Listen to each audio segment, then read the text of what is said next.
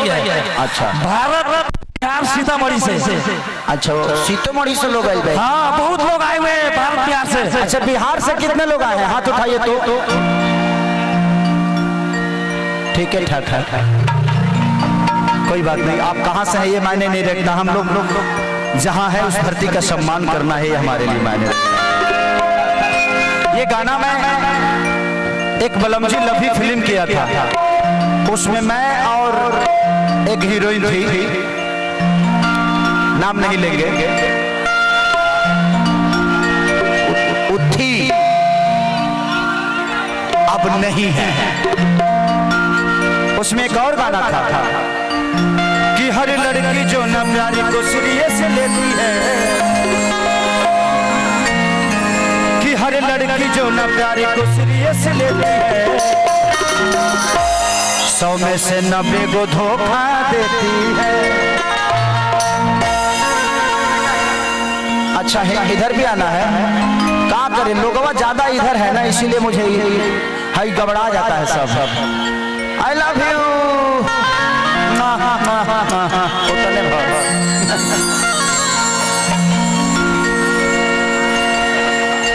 कि जुदाई जान लेके छोड़ी ऐसा लगाता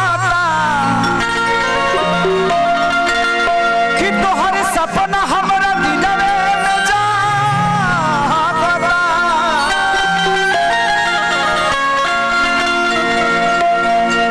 कि तू गइलू दूरा हमके छोड़ के अधूरा हो, कि तोहर नाम लेते खेसरिया दिन रात बैरागता।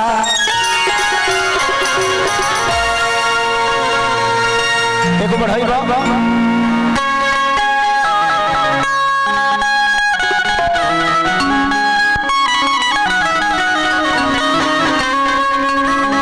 अरे कि दिल ना लगई हाँ,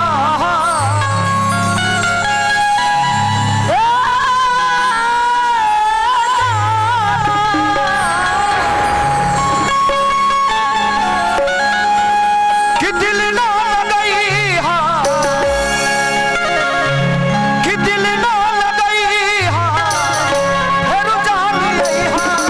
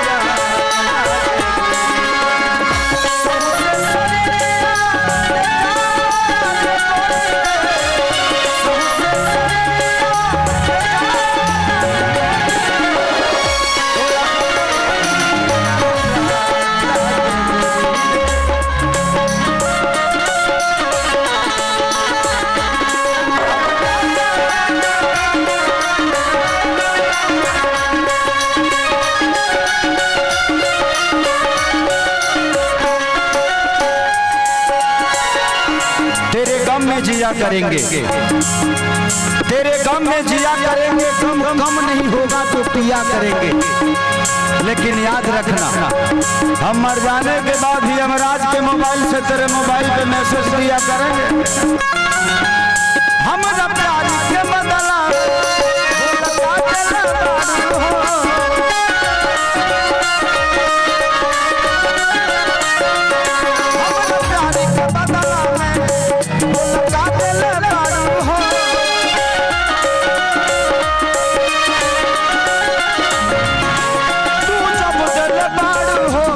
बस जगा दिल बारू हो,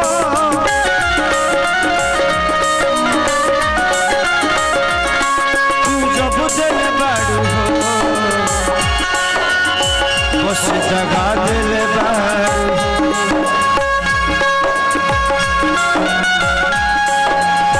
वही के चली जाई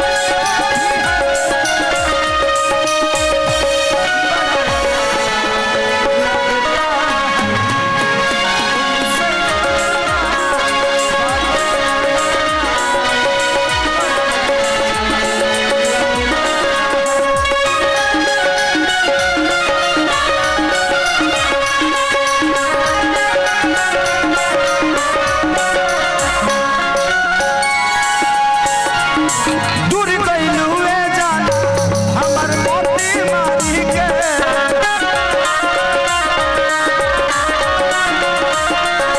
भूल जई हालत तू हल चल सारी के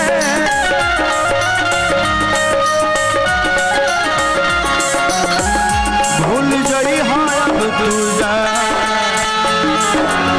हल चल खेसारी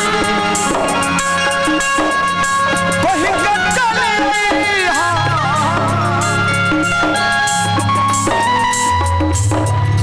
वही के चले वही के चले हम चलेंगे कि अब जा